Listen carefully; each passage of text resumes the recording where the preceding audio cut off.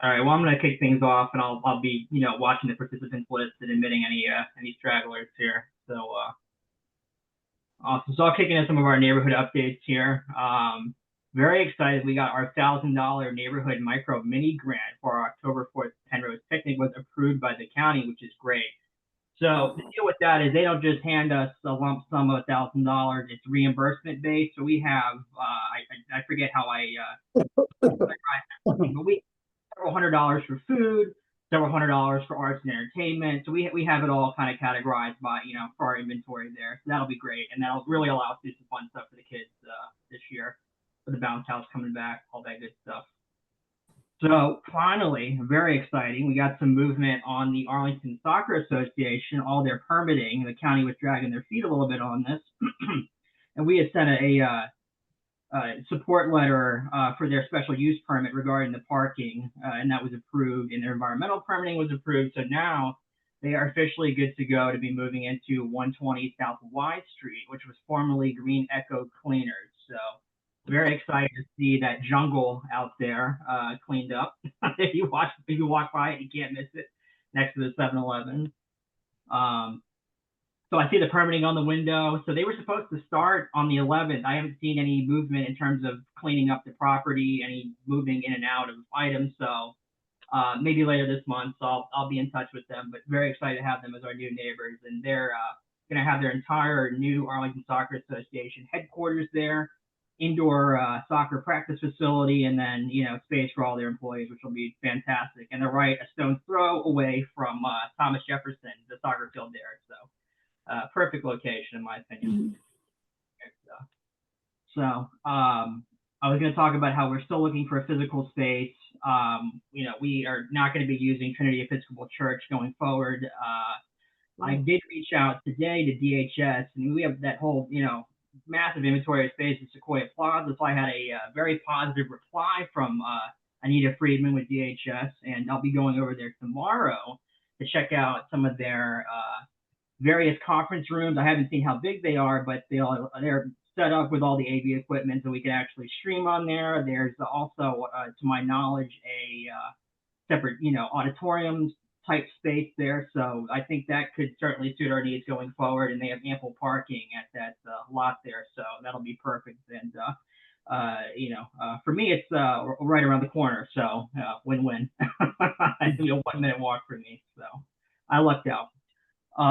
So we'll keep you posted on that. Hopefully next month we could maybe have our first meeting there if things go well. So we'll keep you posted. I'm going to be sending out this later.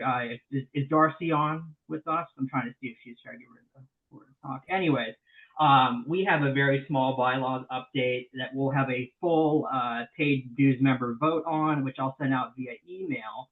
And this pertains to, I don't know, Article 3, Section 2, or whatever it is in our bylaws regarding the nominating process. And I don't think there's anything controversial in there, but just articulating how this process goes and, who is eligible to be a member of that nominating committee. So I'll let Darcy speak more about that. Anyway, so stay tuned for an email from me on that. Thank God for Alex. He's so young. I'm sorry? Oh, maybe someone was saying something on their phone. Anyways, one of the other agenda items we want to look at is putting together a Penrose business directory and an updated, as possible, Columbia Pike at-large business directory to really have that publicized on our website for the updated businesses that are still here. We've had a lot of ebb and flow the last several years, as everybody's aware, with, what was it? I always forget the name, 2901 Kitchen and Bar, right across from Cinema Draft House. So we've had some, unfortunate losses in the community. So having an updated list of where we can go and support our local businesses, particularly as we are wrapping up the Columbia Pike construction, God willing, this November, if all goes well. And maybe have, I think, a Columbia Pike restaurant week, or, have something we can do to really support our Columbia Pike businesses, as folks are now would be able to drive there, which would be great. Some good movement on 2601. The entire, I don't have to get into the entire fallout with Fillmore Garden Shopping Center there. We do have a new developer coming in, for those who are unaware, that's Toll Brothers, and they're looking at putting up roughly 250 apartments there, ground floor retail. And luckily, they've subdivided the ground floor retail there, so we're not going to be incumbent upon a singular ground floor retailer like Amazon Fresh coming in and taking up an entire 16,000, however, 15,000 square foot of ground floor retail, which would be great.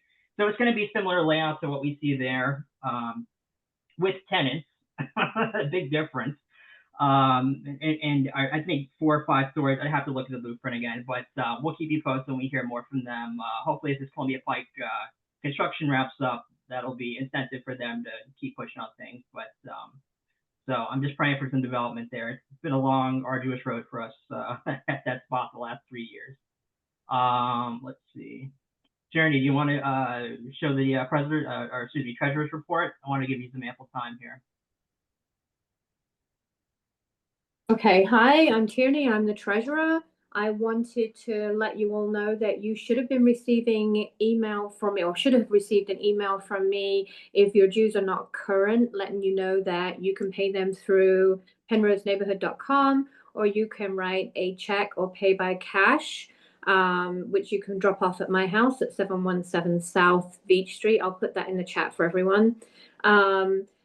Going forward, I'm going to send out those reminder emails at the beginning of the month to those people whose dues are due in that month. I'm not going to send repeated reminders because I don't want to, A, clog up your inbox, and B, spend a ton of my time sending emails. I sent out 23 emails just as a catch up for this year, and we yielded about $60 in dues. So, I think I said if you pay by cash or check, please make sure you put your name and your email address in with the payment so I know who you are. We currently have $3,222.33 in the bank. Our next big social event will be the fall picnic. And as Alex has already said, we did get a grant from the county for $1,000. So I think our expenses should be significantly less this year. We spent about $600 on the fall picnic last year. So I think that's all I've got. Thank you. Awesome. Appreciate it. Thank you, Jeremy. Alex, Darcy, are you here? Are you on your phone?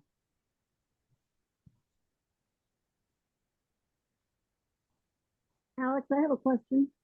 Yes, Jackie. The Burrito Bros, are they going to be staying there in the little spot or what?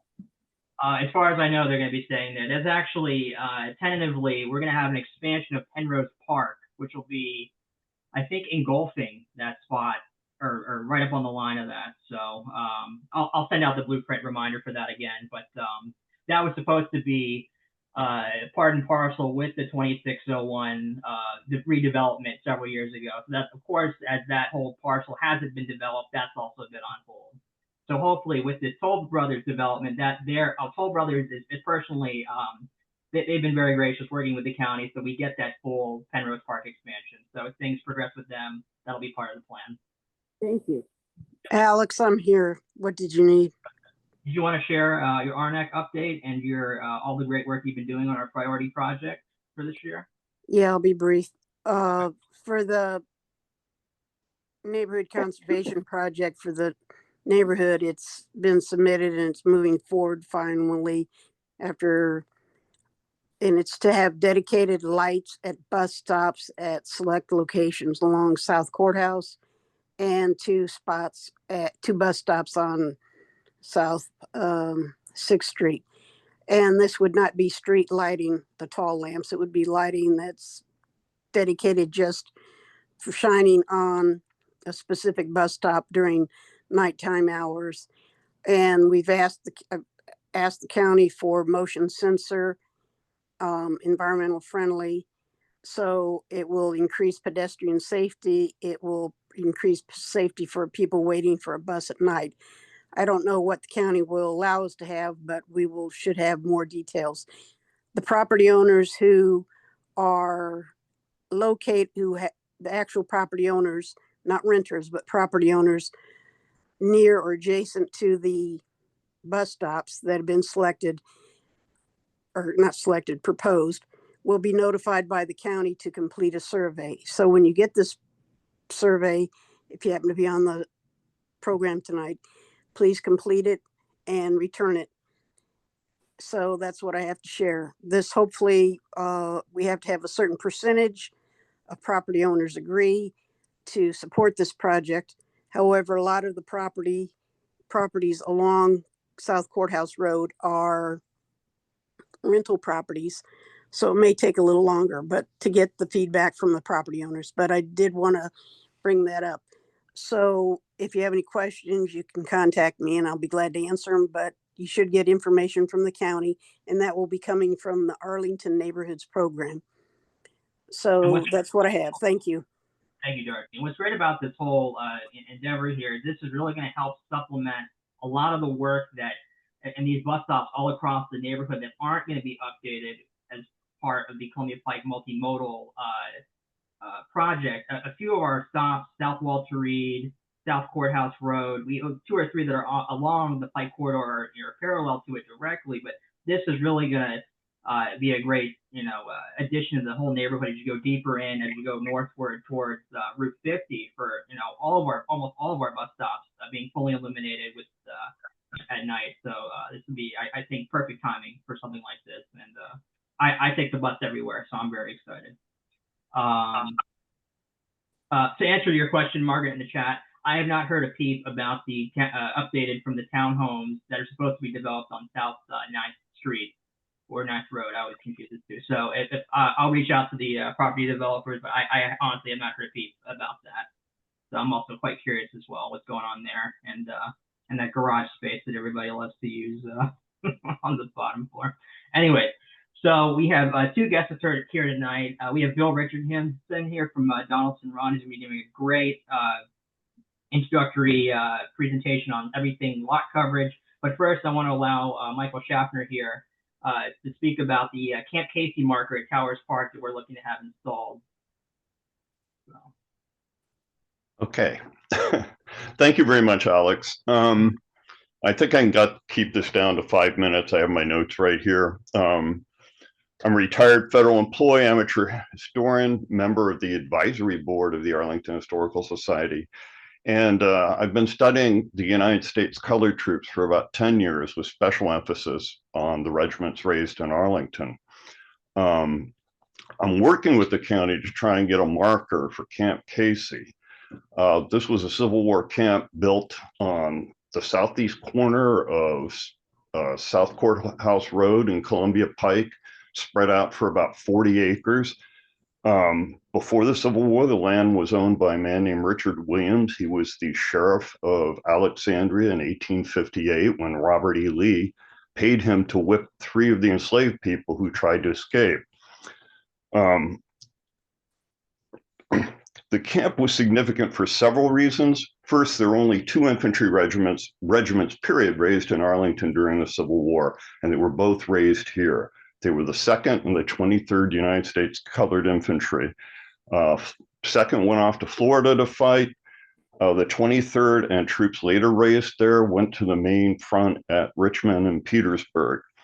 I think there's no greater irony in Arlington history than that the man who whipped Wesley Norris and 2 others had his land taken over during the war to raise regiments of United States colored troops. In fact, there were 7 USCT regiments at Appomattox, 4 of which had come through this camp, Camp Casey. So you also had the phenomenon of men from Arlington being those to help end the military career of Robert E. Lee. An interesting side note is that there were 3 vendors who sold to the troops living at that, training at that camp. By the middle of 1864, pay had been equalized between black and white troops. People had bonuses coming from states. They got back pay. So they had money, and there were people making money off of them. One of the 3 vendors was William Syphax. So it's another connection to Arlington's history. there were several nearby settlements of freedom seekers who were called contrabands during the war.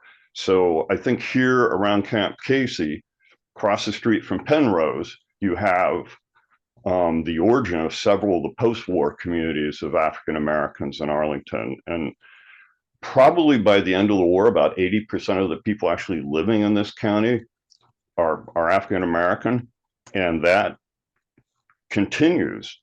Blacks continue to make up a majority of the county for a few decades after the war.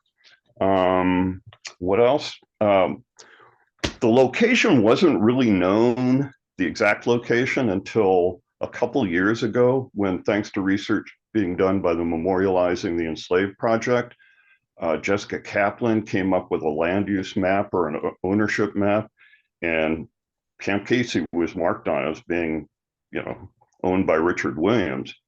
So we were able to pin down the exact location. There's nothing left of it. It's all apartments, as you all know. The buildings were auctioned off at the end of the war for secondhand lumber by the quartermaster. But we do know where it is now. And now, after 160 years, we hope to get some kind of sign up to commemorate its presence and its history. And I'm going to put my email in the chat. So if anybody has any questions about it or wants to, say something about it, you can contact me directly by email. And I think now I'll just fade out and you can get to your main speaker. Awesome. And I really appreciate all the great work Michael's done with it. He's done some fantastic work on this and, everything Civil War, the Arlington Historical Society. And do you have some videos of any of that up on their site or any of your lectures? Yeah. Folks after the meeting. Yeah, I gave a presentation actually in October of last year on Camp Casey. And that's about half an hour of me and then another half hour of discussions afterwards. So that gives a lot more detail than I was able to give here. And I'll send you the link, Alex. Okay. Perfect. Eventually. And the reason we were looking at, he said across the street from Penrose, and we, Michael, myself, and Ron Haddix, we had afternoon over at my townhouse talking about, where do we really want to put this? We wanted, of course, in the most, historically accurate spot. And we were looking, even though it's, I guess, technically, by some account, in the Columbia Heights neighborhood. Yeah, we had conclusion that was actually closest on, or the closest spot of the previous land was on South Courthouse Road, right? And of course, at the market, unless a private entity wants to, put this up on their in front of their restaurant or somewhere, which would be great, but we want this on public land, right? And so we have to pick from. It's quickest and easiest to do it on county park property, which is why, Towers Park is an excellent choice. And a very visible one. We get the bike trail. It's we have the dog park. It's a very well attended park. So get some eyes on something of such great historical significance would certainly be paramount. So thank you so much, Michael. Greatly appreciate your time, and we look forward to having you back for an extended period. Absolutely. Thank you very much. I appreciate it. Let me.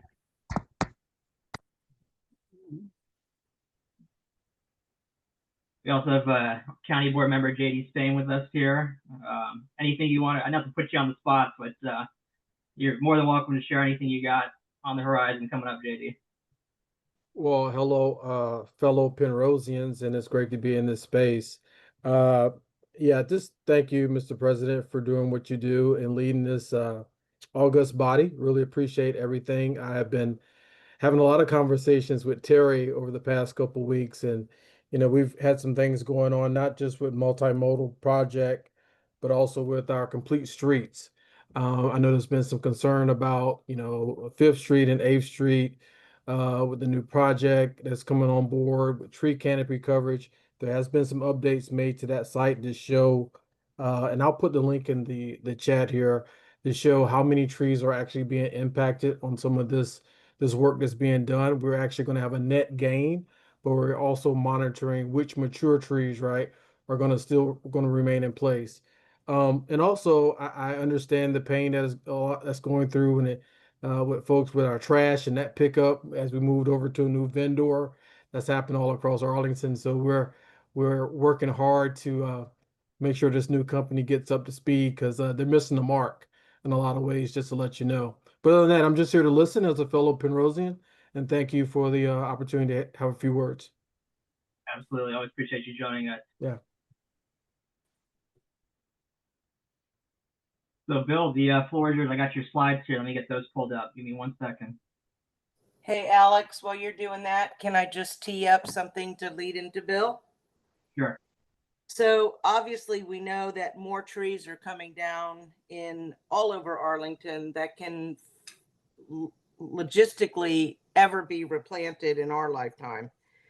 Some of it's county, some of it's developers, some of it's homeowners, storms, all kinds of stuff, but we can't really afford to be losing any more trees, nor depriving the trees that we have of water.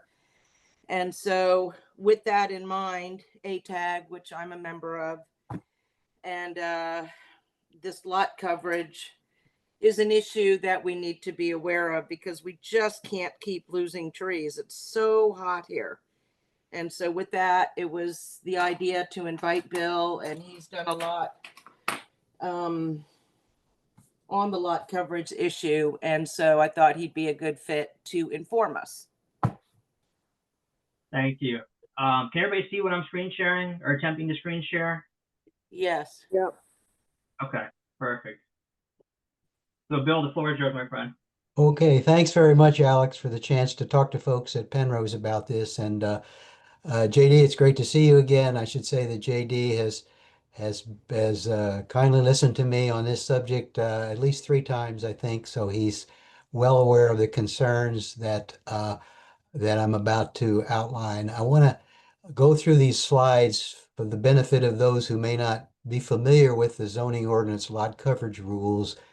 But before I do, I just wanted to give a little bit of a background on how Donaldson Run got interested in this. I guess it was about 10 years or so ago or more, we started noticing in our neighborhood, and I think other civic associations we've been working with have been noticing it in their neighborhood, these tear downs of relatively small houses to be replaced by rather expensive larger houses that dwarf the others in the neighborhood. And they have, as Terry says, tree implications as well.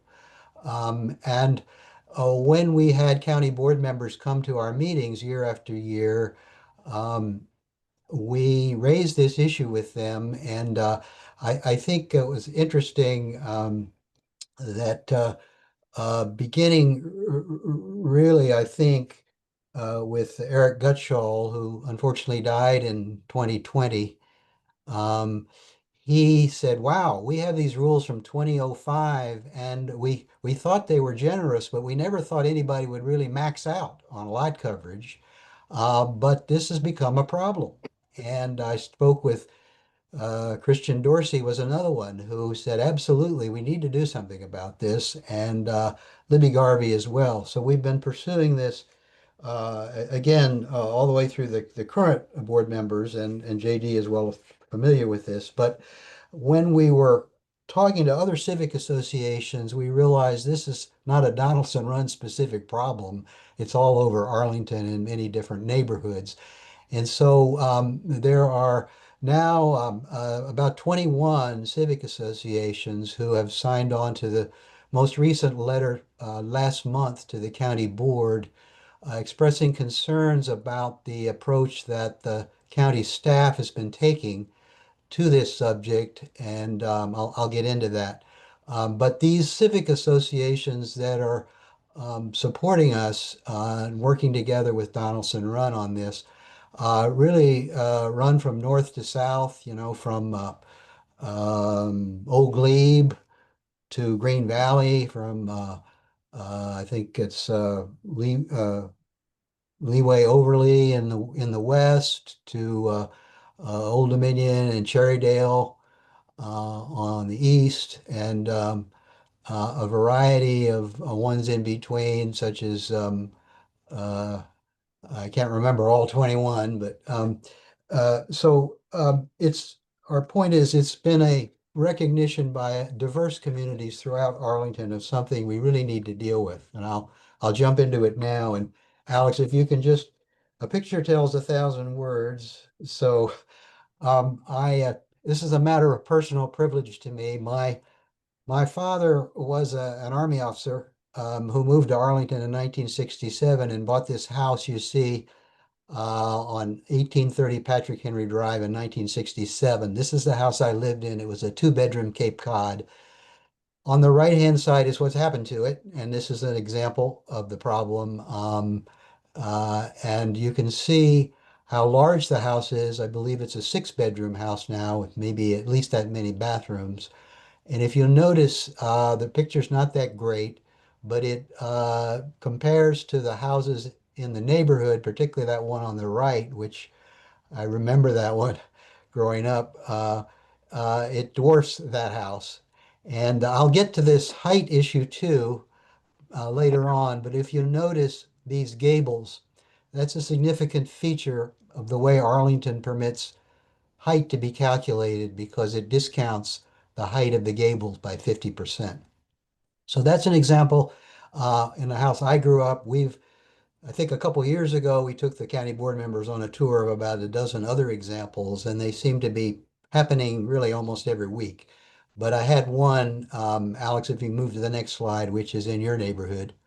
And again, this is a relatively small before house and a relatively large compared to that, particularly in the height, if you look at how it towers over that other house in 2023. So I'll go on, Alex, to the next slide. Why do we care about this subject? I've sort of alluded to this, and it's important to distinguish in this regard a lot coverage from impervious surface regulation, because that's an important distinction between our and the staff's approach. And I should say, by the way, we are talking tonight about the lot coverage rules that govern single-family homes. There's been a little bit of a confusion about this because there are lot coverage or various analogous rules that cover multifamily homes, but we're not talking about that. We're talking about the special ones that apply only to single-family homes. Some people elided this discussion with this controversy about missing middle. I'm happy to answer questions about that, but that is not what this is about. This is about the rules governing single-family homes. And why do we care? Well, several reasons about these, and I've alluded to them. But the first one is we have a limited housing stock of homes that are relatively affordable for people who want to move into Arlington and for whatever reason want a single-family home and a yard. Or people who come to Arlington and rent or own multifamily dwellings, but want to, for similar reasons, move to another area of the county. And they're facing these tear downs, which deplete the opportunities for them to acquire smaller homes, keep them, renovate them, whatever. But we're faced with more and more replacement of those by multifamily homes, multi-million-dollar homes, I'm sorry. And just the staff data from a year or two ago says that the average home that's being torn down in Arlington is about 1,500 square feet, with the one that's replacing it with a tear down over 3 times that size. So the second issue is an issue of stormwater management, and I'll come back to that because it is something that is more of a problem for large buildings than it is for sidewalks and patios. The third problem Terry alluded to is tear downs are the only thing where we see clear cutting of mature trees all the way to the back of the lot.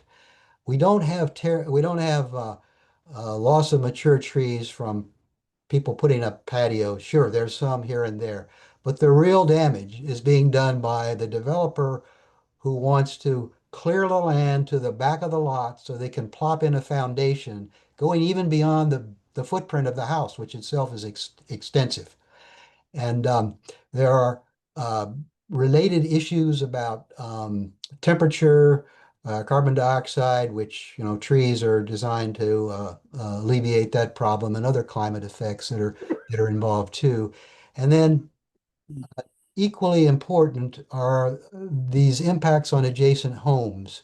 And I showed you in the picture of my old house, but others are probably familiar with this.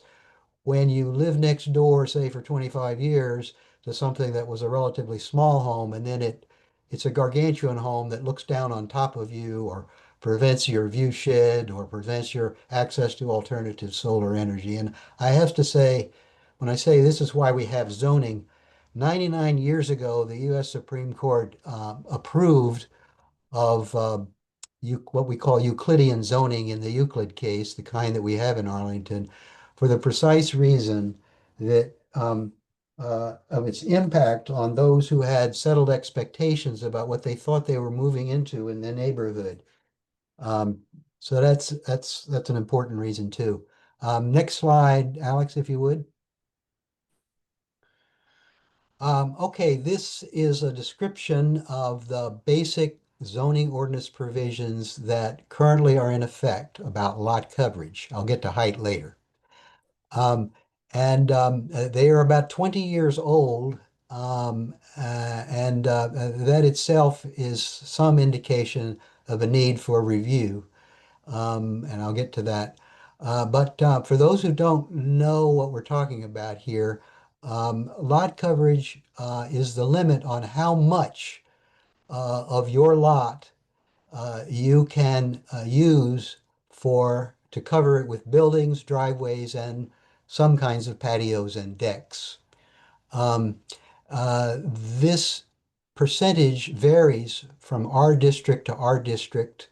Penrose's single-family home district is only R6, but there's R5, 6, 8, 10, and 20, and these numbers refer to the minimum square feet you must have for your lot in that particular district. So in Penrose R6, you have to have a lot that's at least 6,000 square feet minimum. And the way the percentages work, this is logical, they range from 25% for the larger R20 lots, bigger denominator there, to 45% in smaller R5 lots. And this is important too for what I'm going to talk about later. The lot coverage limits include not only a total coverage limit on all of the stuff you can put on your lot, but a separate limit, independent limit on how much your home, the building footprint itself, can be. And this again ranges from our district to our district, from 16% for R5, for R20 to 34% to R5. Penrose, you have a 40%, I'll get to this in a minute, 40% lot coverage limit and a 30% building footprint limit. There's a couple of add-ons that you'll see from the next slide when we get to it. If you've ever seen how many teeny-weeny front porches there are in Arlington, which are not your grandmother's front porch, I think, because you get an extra 3% for any front porch you put on that's at least 60 square feet. Again, the 3% is far larger than 60 square feet. Similar thing for detached rear garage. There are some exceptions for some impervious surfaces, and I think it's common ground with our group and the staff that these exceptions don't make any sense. Some sidewalks and some patios that are not raised and decks that are not raised don't count, even though they are equally impervious. So that's something I think there's common ground that we need to address, but that's a relatively minor part of the problem from our point of view compared to the actual humongous monster houses that we're seeing. Now I want to talk about what we call oversized lots, because that's another feature of our existing ordinance that has a hole in it.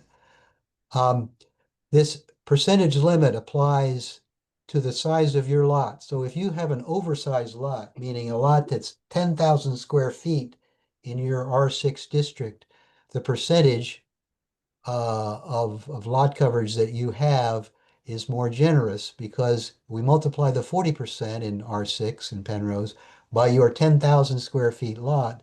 And so you have a 4,000 square feet of room to play with to stick your home in and these accessory buildings, etc. And we have raised, I think the board has said, well, let's look at what other communities are doing. So far, we've gotten no data from the staff in several years of requesting it about this, but we've done our own look and we found that the town of Vienna uses a flat 25%, including all of these impervious surfaces.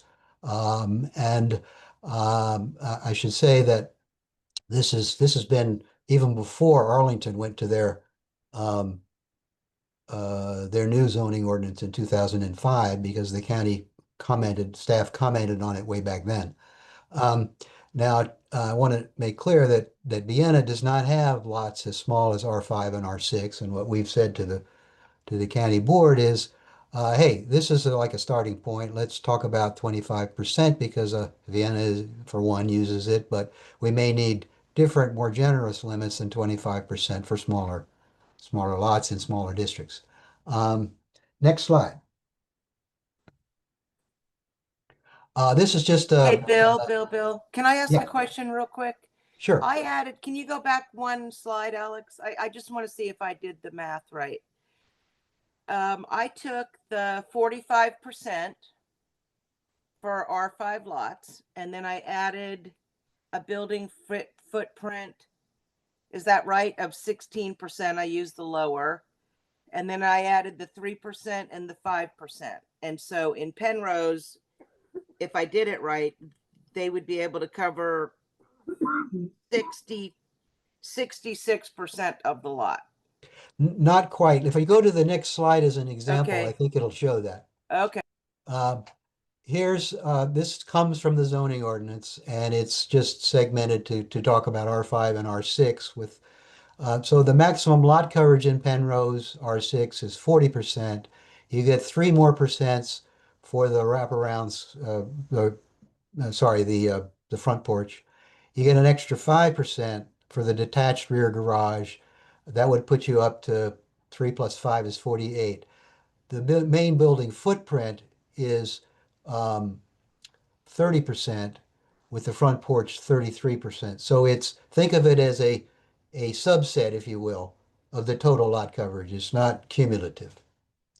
So if you did not have a front porch and you're in Penrose, your main building footprint, your home, can't be more than 20 square feet.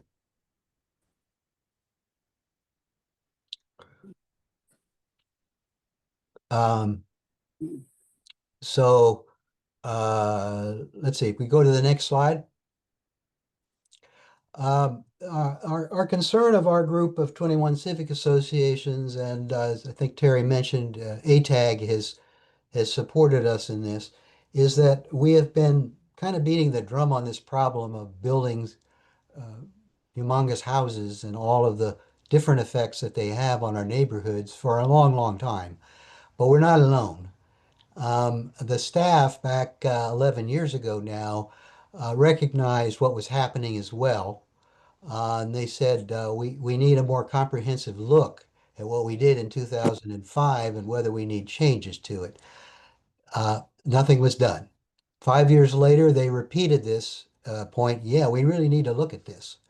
And so finally, back in 2019 and 20, we formally, by letter to the county board members, asked for them to really look at this. We had previously been talking to county board members at our meetings like you're having this meeting now.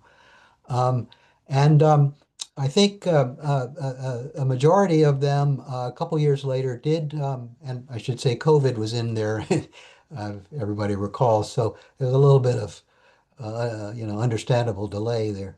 But in 2022, in early 2022, a majority of the county board members said, we really think we need you to study this problem. They did not do it. But finally, in December 2023, in the Forestry and Natural Resources Plan, here the county board directed a lot coverage study to include building footprints and these various percentages, whether they were the right percentages or not. And then once again, this was following our group's recommendation in connection with the budget. The county board again directed the study and funded it with an additional planner at CPHD to work on it. Shortly after that, we presented to the staff a plan for what we thought would be a comprehensive study of these problems. We spoke to county board members about our ideas. We really did not get much substantive response from the staff. But in February 2025, the county board decided to accept the staff proposal to do something very limited in our view, which was we're not going to look at building footprints. We're only going to focus on impervious surfaces identified in stormwater management fee data. Now, these would, of course, include the amount of impervious surface covered by the main house, but they wouldn't be identifying and addressing these other problems other than stormwater management that I've identified with the buildings. It's like what we call the elephant in the room. And then the staff also has teed up an option, not just for not addressing lot coverage, but for actually eliminating it and replacing it with impervious surface limits. And that's significant because it's the lot coverage limits, as you've seen, that include the building footprints. Next slide. Okay, talked about this a little bit, but I want to emphasize that the staff gave the board a report on this issue, which up until then had been called lot coverage. And then at that time, they started calling it something else because they did not want to study lot coverage. They called it low density study. But at the time, their presentation to the board confirmed what we had been saying, and I think what staff member at the time said was intuitively obvious, I think was his phrase. He said most of the increase we see is coming from the larger building footprints, not from the sidewalks, not from the patios. They're a relatively constant portion, but beginning in the 1980s and then accelerating, he had a sort of trend line in the early 2000s. The footprints really jumped. And so they are 6 lots, which is Penrose. They're 65% larger in the new buildings than they were in the older buildings from that time period. Again, our concern is that to some extent you can indirectly regulate the size of the building depending on what impervious surface limit you have, but it doesn't directly address all of the problems other than stormwater management that I've talked about. The incentives for clear cutting of mature trees to build a much larger home, the larger foundations for the basements of larger homes that lead to runoff. This has been specifically noted by Bluemont Civic Association. And then, as I've said, the elimination of smaller, more affordable homes for those who are looking to buy, and of course, the impact on your next door neighbors. Next slide. I've talked about Eric and his views. Again, this is a diverse group that we have, and I think that's important. We have lots of different civic associations from all parts of the county with small and large R districts who are concerned about this. I think it's a particular issue in R5 and R6 properties because the oversized lot is ripe for the plucking by developers to overbuild, if you will, because of the flaw in the system that I mentioned. ATAG has been fully supportive of our work. And I want to emphasize this is important too, because this is not the first rodeo for lot coverage review. As I said, it was adopted in the Forestry and Natural Resources Plan after the staff did an online engagement back then. And these were 3 of the 6 most prevalent comments that the staff drew from that online engagement summary now, 4 years ago. Discourage development of large homes on small lots. Increase or strengthen requirements for tree protection and place restrictions on single-family home sizes. That's building footprints. Also active in this area and very much supporting a real lot coverage study by the board that it adopted before it changed its view. It adopted in the Forestry and Natural Resources Plan. They filed comments supporting a study of lot coverage for many of the same reasons, particularly the tree-related ones, which is their remit. And CivFed is beginning to look into that too, with their Planning and Zoning Committee. And we have been working with Brian Harner, who's the co-chair of that committee, who is himself a professional planner. Next slide. Okay, what about height? Why do we care about height? Some people have said, oh, well, we can solve the problem by just building up instead of out. We don't think that's an appropriate solution, and this is a slide that sort of indicates why we don't think so. This is a 3-dimensional problem, I'll just put it that way, in terms of its impact on folks. And what the 2 together result in is these 6-bedroom, 7-bathroom new homes. Now, our group has never said we should revisit the height limit of 35 feet because that's pretty standard throughout Northern Virginia, at least. And but the way we calculate it is something I want to flag because we have talked about this with the staff and the county board members. And just for some history on this, the problem, the need for revisiting height, even in this minor calculational respect, is even greater, I think, because when the county first looked at revising lot coverage in 2005, the staff report said, Civic Association said there's a height problem too, but they said basically, we don't have the bandwidth to deal with that now, but these merit further study. Well, there's been no study of that for the next 20 years either. Now, how do we calculate height? And it's different, by the way, from the town of Vienna, which does not allow this. It allows averaging of height at points in both the front and the back. So you have elevation issues in hilly places in Arlington that I don't know whether you've driven by some of these places, but you're sort of looking up the nose at some of these houses. But the other thing I showed from my old house is the 50% discount for the height of the gables. If you have certain gables or other certain kinds of roofs, and developers are well aware of this, and you will see in the, I'll call it the California modern black and white that you see all over the place, they're all gabled, and they are not Anne of Green Gables type of gables, believe me. So we've just asked, don't revisit the 35 feet height, but let's take a look and see how other people calculate height and see whether this makes sense to chop off the height and allow more than 35 feet in reality. Next slide. Our disappointment at the staff, I guess, comes out of our previous discussions with them, but also what their latest report says. And this was a report that was commissioned by the board. I think we were hoping that they would actually come out with some kind of proposals to vet.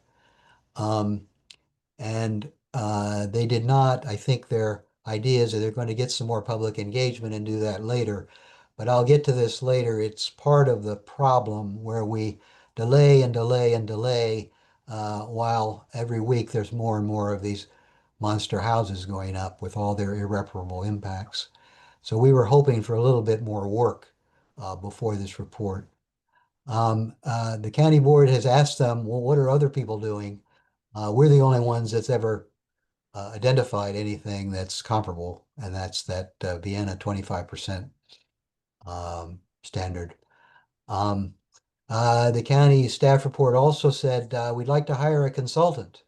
And we have nothing against consultants, but a year ago we were talking with the staff and giving them our ideas of the scope of their study, and they didn't really engage us at all on the scope of the study, but they said we'd like to hire a consultant, and we said, fine, great, get a consultant. You know, the more the merrier. So they tried and failed to get one, and now we're back kind of at square one again. This is part of the whole delay issue. Important point to make here.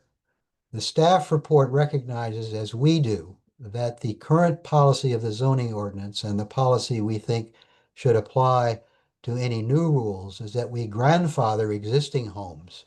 So if your home is over, just like in 2005, if your home is over the limits that they imposed back then, you're grandfathered. You're not in violation of anything. You can rebuild exactly as you have. And that's an important point that the staff did recognize. Again, the staff report confirmed the directive that we are not going to be looking at building footprints, all the problems that our group of diverse 21 civic associations and ATAG have said are the real problem in Arlington. It's not the patios and the sidewalks. It's the buildings, it's the homes, it's the McMansions.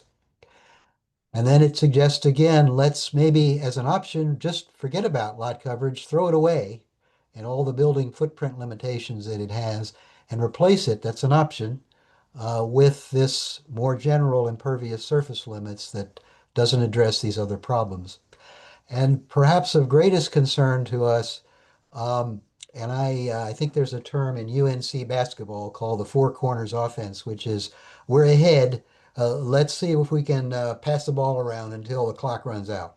Well, the staff's view is let's have lots of public engagement and not have the county board do anything to amend the zoning ordinance until the end of next year. Now, this is on top of 11 years of not addressing the problem that was already identified by the staff back in 2014. And to be sure, I want to make sure people understand this. Public engagement is important. It needs vetting by everybody. We're not against that, but we have had that already, and we see what the results were. People in Arlington want to address these building footprint problems. They said so in connection with the Forestry and Natural Resources Plan, and that led the county board at that time to say we're going to do so. So we think we have a way of short-circuiting or shortening, if you will, the lengthy year and a half almost public engagement plan that's in the May 2025 staff report. Let's get on with it. Last slide, I think it is. So that's our primary point. We can't delay anymore. And we make this point year after year that every week we lose another small house. We lose lots of more mature trees. We injure these neighborhoods and fundamentally retool them, really. If we wait much longer, there won't be too many small houses left for people to have an opportunity to look at buying. Again, we should look at all the issues, not just stormwater runoff and stormwater data. We have a path for getting adequate public engagement with all organizations, including developers. But we think we can be doing that by April 2026 and have it board action by then. Again, this is 2 years, more than 2 years, after the second time the board asked the staff to do the study, and they haven't done it. They're only now saying, let's get public engagement on how we should do it. Our letter of July 25th, which Alex, I think I've sent to you, feel free to share it with your members, as well as the ATAG letter supporting our letter. It was about 4 weeks ago, we said, hey, we know from the May report that the staff is moving to start public engagement very soon. And so we would like to work with you as we have in the past to deal with our concerns. And we hope you will give us a response by last Friday, which they have not done, but they have done something today. At least I found out today, the staff did, and I want to update this with that. And if you read Arl Now, that's my only source for this today. This, you'll see it's described really as a way to address stormwater issues primarily. This public engagement to begin, which again, we think is too little, too late. But they have provided you with opportunities for a virtual Q&A with the staff either on Friday, September 5th or Friday, September 19th. And so our group would very much like your support in our efforts to ensure a real look at the real problem of monster houses and all of their various impacts, and to do so on a timely basis, but also to, if you are concerned about this issue, please take advantage of these virtual Q&As and tell staff members what your concerns are.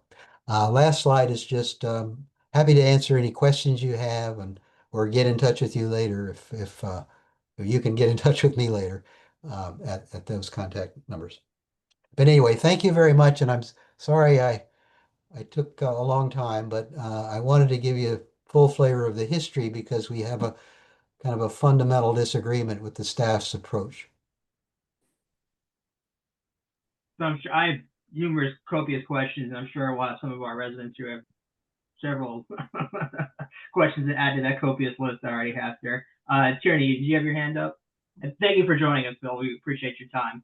I do have a question. Bill, thank you for your presentation. And this question may come from a position of ignorance, I'm afraid. I'm sorry. So I'm going to apologize up front. If lot coverage was restricted on single family homes, would those same restrictions apply if EHO were to go forward and missing middle homes were going to be built? Are they going to have that same lot coverage restriction as a single family home? And the reason I'm asking that question is, are you then making single family homes smaller and having giant multiplex buildings right sandwiched on either side of a small single family home? It seems to me that if one piece of property should have lot coverage restrictions, then every piece of property should have that same lot coverage restriction. So that's my question. And if you've already answered that in your presentation and I somehow missed it, I apologize. And that's what I wanted to say. No, that's a very good question, and we've heard that a lot. And I think I would agree that all of the issues that we are talking about that concern single family homes, and by the way, our concern about that long predated missing middle. But all these concerns about footprint, impact on neighbors, clear cutting of trees, affordability too, because I think that's an issue with all of these really do apply to missing middle, but that is not a decision that we're not taking a position on that. I should say though that when the county board first came up with the missing middle proposal, they said the same rules will apply because it's the same problem. They did, notwithstanding that, at the very end, they added a 5% kicker. So all those percentages that I gave you, if they came back and adopted the exact same rules, which would be, I don't know whether they would do that, it would be 5% more for missing middle. Now, I think there's a legitimate issue that some people have that although the missing middle poses all of these same problems, those problems might be outweighed if you're able to provide relatively affordable housing by way of a duplex or a sixplex or whatever. Now, I think the jury's out. Again, this is not about that because I think the board would have to have a full-blown discussion again, and I would hope maybe a more comprehensive one than the last time, about what kind of benefits do they bring in terms of I won't use the word affordable because that's a loaded term, but cheaper homes. Because I'll just say some of these missing middles, the ones that were far enough along were marketed as $1.2 million homes or more. So that's a legitimate policy question, but it's not one that we started this campaign many years ago dealing with, and we're not dealing with it now because it's a question mark. What's the future of missing middle? Bill, I had one question. I'll get to Terry's question. On that vein of missing middle, I feel this is my personal, opinion on the whole thing. I would much rather have a fourplex or a sixplex taking up the lot coverage on, let's use the new, we're good to all our neighbors. We invite everybody in the neighborhood. That's great. But I'd much rather see a 4 or sixplex on that lot on South Adams Street, I believe it is. It just went for $2.6 million. We have another tear down of a single family home, more single floor style, bungalow-esque style single family home, which again will be another, whether it's classic cottages or whoever's doing the rebuild, will be another McMansion taking up, as much of the lot coverage as they can get away with. I feel like there's been some concern. I've heard this from some of my colleagues on the Columbia Pike Presidents Group, which I chair as the Civic Chair at Columbia Pike, that this would, is looking to sort of stymie the construction side and the building footprint of the eventual 4 to 6plex style lots that may be passed going forward if EHO eventually is passed in some shape or form.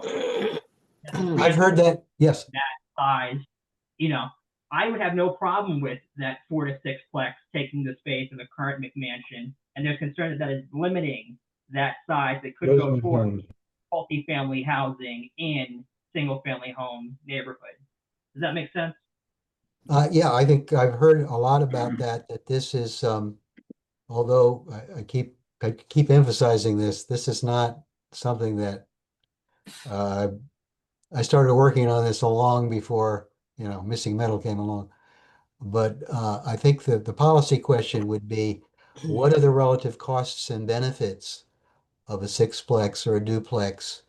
Is it going to deliver enough housing accessible to enough people that it, unlike a single family home, would be worth the candle? That I think is a difficult question, and people might have different views about that. Well, Can I? Very question in a second. My last comment is, for me personally, as somebody who will never afford a $2.6 million tear down, and somebody who probably could never afford, unless I meet a very rich woman, a $1.2 million duplex, I think there's a good faith argument to be made in a county where the average median income here is around $120,000. That $1.2 million duplex, although not quote affordable, and I'm somebody who pushes for people making under 80% AMI to be part of this affordability conversation, and who I think those making 50% AMI have sort of been left out of the equation here when we talk about affordability at large. I see that as the $1.2 million duplex or a $600,000 4 to 6plex lot much more attractive and attainable to people making that area median income here than what we would be stuck with in a lot of these neighborhoods. Particularly in North Arlington, where the study was conducted, where they only get the $2.6 million plus tear down. So that's just my personal opinion on it, and believe that is that. Okay. So, Alex, can you put the picture up of the houses, especially the one on Adams Street?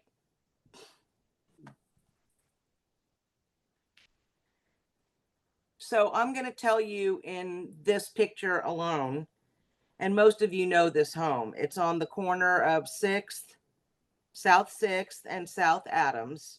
It's that white farmhouse with the black windows that they cannot sell. And if you drive by there and you look at that house and the house on its left, it dwarfs that house. And the other house is not exactly a small house. This thing is so high up that the guy has no sun now because the sun, this is the south side of the house, right? He can't put solar on his house. There's no sunlight going into that whole side of the house, period. Beyond that, it's a flooding issue. And we have another neighbor that lives in our neighborhood, and a newer house went up and it was severely flooded. These houses are really close to each other. And when you cover too much of the lot, the water has nowhere to go. And then they overwhelm the storm drains, which you see in the picture right on the street. And they come up in people's basements, including sewage. So with this particular developer, I fought with this guy for, my God, at least a year, because he could have kept all of the trees in the backyard, all of them. And he ripped them all out. And he ripped the one out on the side street that was shading. It was the only shade that we had on South 6th right there. And it was an old tree and it had been chopped to pieces by Dominion. But this developer butchered it so badly it had to be taken out. And this is more the lot coverage issue, because this is not about missing middle. This is about houses like this. So if you want to build a house like that, find an appropriate size neighborhood and lot and do that.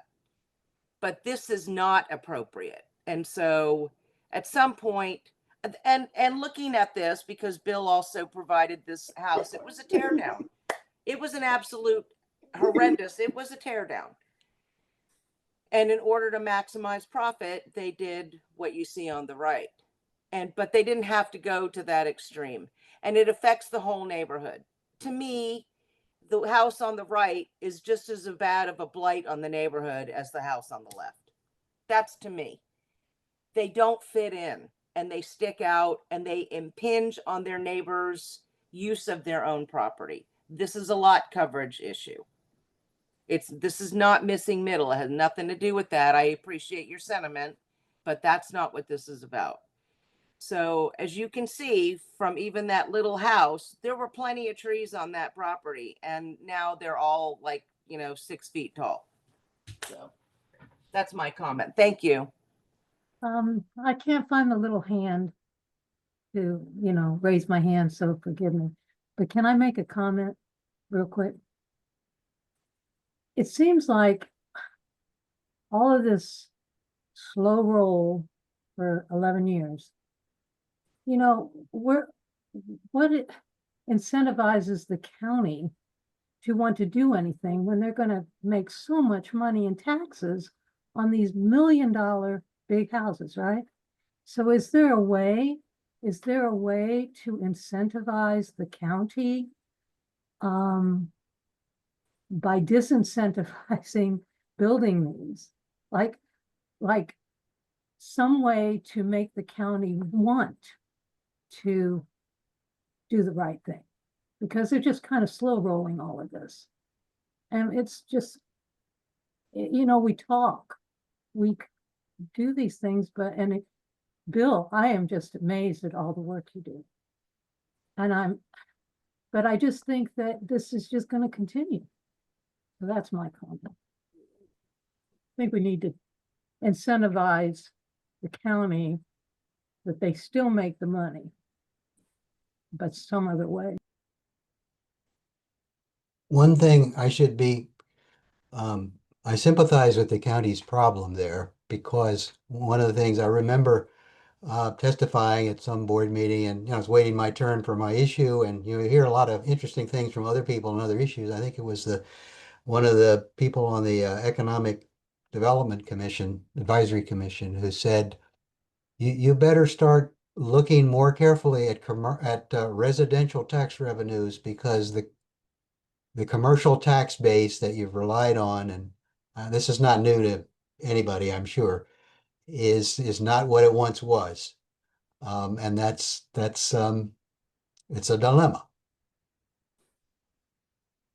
I think one of the things we have said in our July 25th letter is, are there ways of incentivizing developers to not, as Terry says, go this far?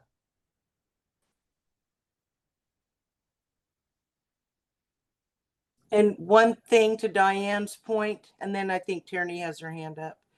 And Bill, it's something that you had in your slide. I'm going to say the tail is wagging the dog. The staff make decisions and then they push the county board to their decision. And that's not how it's supposed to work.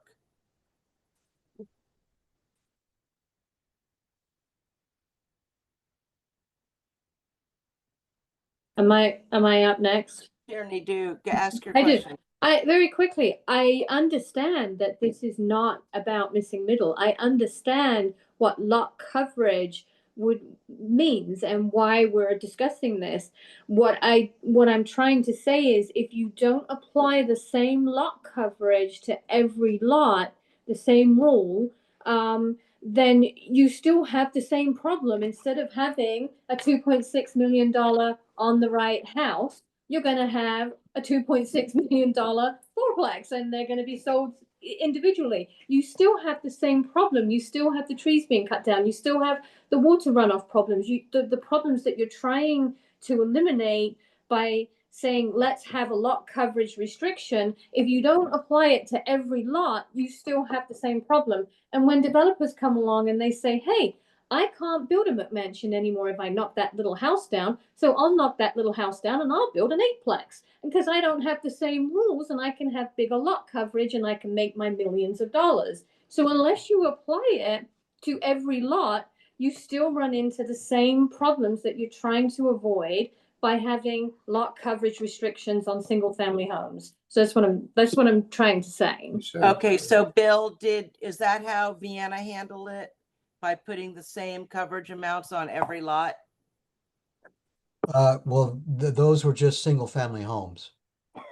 I don't think they have I don't know whether they have a missing middle, I don't frankly. think they do, Whether they will. but they don't.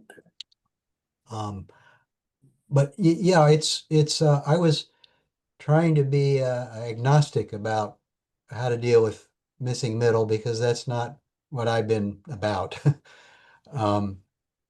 But I should say that a number of us in our group said, before you do missing middle, you should really sort out what the lot coverage rules are and then go from there. And they didn't want to do that. They wanted to do missing middle first. But I think I would hope that if missing middle comes back, the county could have a real honest analysis of the costs and benefits of missing middle, and whether, for example, Alex mentioned, but if it's a sixplex, it would only be 600,000 or whatever. Is that really the case? And I don't know what the if price so, Go ahead. sorry, I was just say, if so, then people could have different points of view about whether that benefit is worth the exact same costs that you've identified. I'm not taking a position on that, because I don't want to, this has always been again about single family homes, but So I Bill, single family homes so let me just get this in my mind straight. Single family home neighborhoods like Penrose, right? So if it's not designated as multifamily, right, or commercial, then every lot, or whatever little carve outs they already have, then every lot where there is currently a house is zoned And R6. it would, yes, and it would apply to every single lot. Well, yeah, I think that slide that I had, Except commercial and multifamily, yeah, correct? that slide I had carved out the parts of Penrose that are not R6. So to Tierney's question, I think it answers Tierney, it answers that question. I think it would help protect some of the lots from overdevelopment from any perspective, any whatever it is. If it's not already zoned multifamily, then they couldn't put that on there.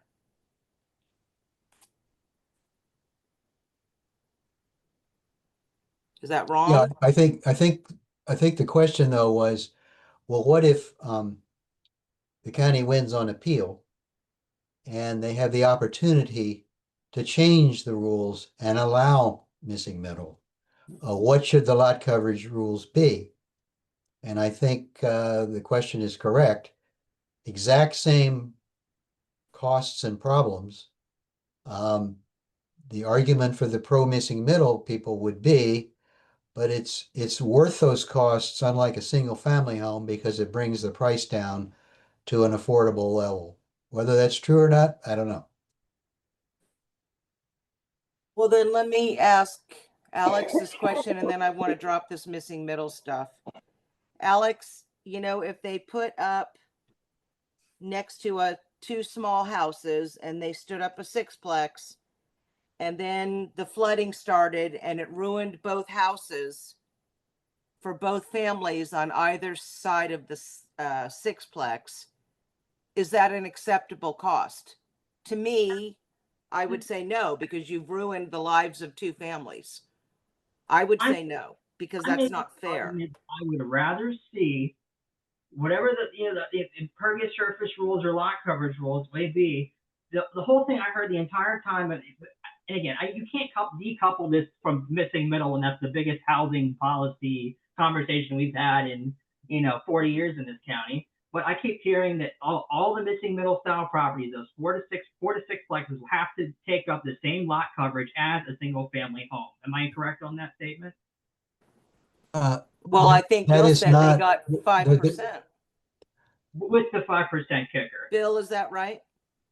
Well, I think what would happen would be, if the county won on appeal, the next step would be, how do we, and if so, how do we reinstate regulations of missing middle? And this would be a question that would be teed up. It would not, a lot depends on how the court decides the case. Right. But the initial argument I heard time and time again, and if I'm incorrect on this, let me know, that the lot coverage for these 4 to 6 plex units, potential units, would be the same as max coverage for a single family home. That was a means of making it palatable to single family home neighborhood. I'm not sure that would necessarily be the case, and whether the county would have authority to jump right to that reinstatement without making the findings. Before the lawsuit, pre-lawsuit. This is like what was pitched to people. That's what I'm. Yeah, well, most of the concern about missing middle was that the lot coverage rules are too generous for both, and you fail to address that first. Anyway, so I have my views on all that, and that's my views. Not to not speak for myself, but I'm curious. My last question here: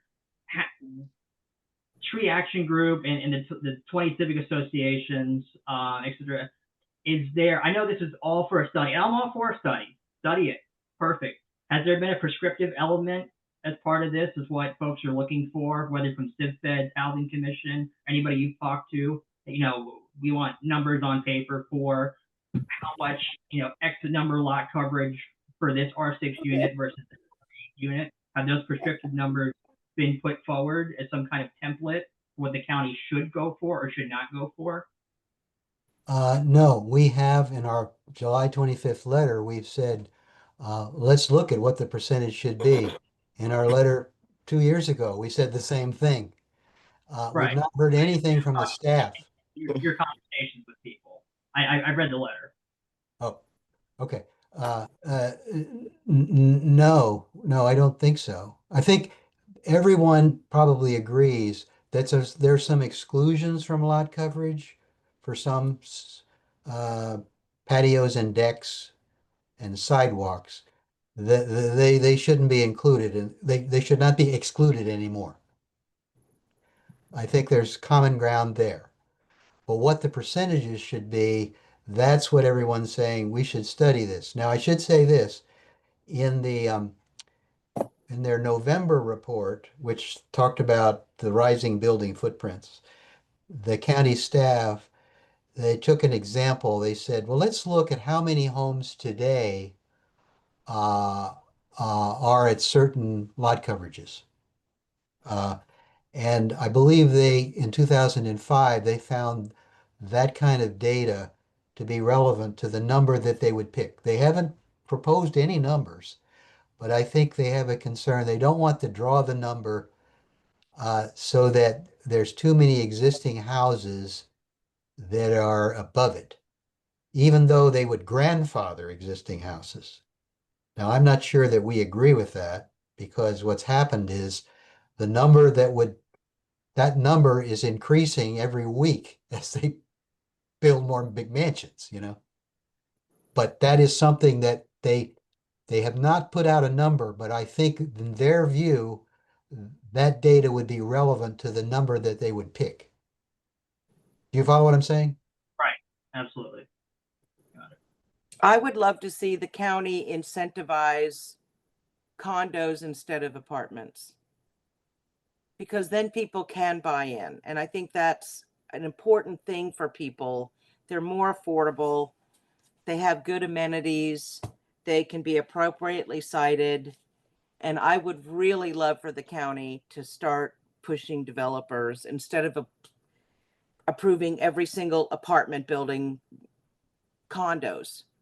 That's how you get people into homes, starter homes anyway. Anyway, thank you so much. Does anybody have any other questions? Alex, do you see anybody else? I don't see anybody's hands up. Yes, sorry, Alex, I couldn't see the hands up, but quick question. In Green Valley, there's some kind of multiplexes out there, and they're not very affordable. They're like 900K each. Are there any examples you know of where a multiplex in the general area has come in at an affordable price, please? I don't know, but I have heard that I've heard from in the Halls Hill area, they've been they're going in at 1.2 million for a duplex, and they're concerned about that. So I don't know. I think there may be some data on the relatively few missing middles that were actually built and marketed. But I think they are taking full advantage of the 5% kicker, and they are they would be marketed as quite expensive. Over $1 million, I believe. That would be my guess. I don't think the argument that you can just divide by 4 or 6 and come up with a lower number works, because each house has got its own value, and a multiplex is worth a lot more together than a single home to the developer. Well, also, George, one of the missing middle that was built, I think it was in Lyon Park, is being marketed for 1.8 million. Well, can I say one last thing before we log off? Any of that new construction is going to be right from any locality, et cetera, et cetera. Now, am I going to say that a $1.8 million duplex or up to 4, unit is quote affordable, and it's far out of my price range? It's going to be out of my price range for a lot longer. My very last comment here is I'm very glad we have a diversity of housing in this neighborhood, because it allows folks like me who make well under the area median income of $120,000 to even be able to rent in this neighborhood. I have in a structure HOA of townhouses smack dab right next to numerous other single family home bungalows that are selling for $800,000 now in my backyard. I live in a townhouse that was built in 1988, and that older stock of townhouses that have never been refurbished, that are original construction, all my appliances are from 1988, right? Allow me and several friends of mine to keep some money in our pocket while we're paying $2,900 a month for rent, which is a steal.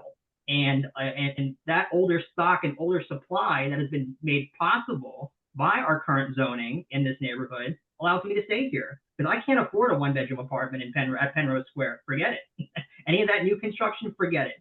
But there's an argument to be made, whether you believe it's good faith or bad faith, that this new supply and demand will allow for, current newer housing will eventually be older stock housing.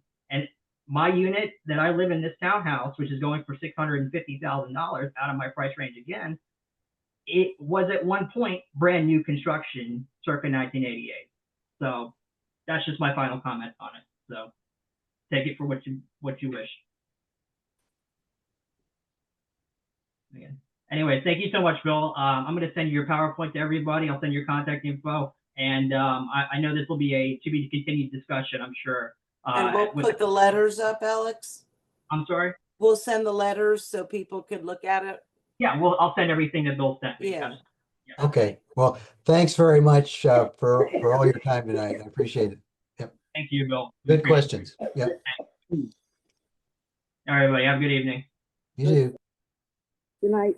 Nighty night. Mm-hmm.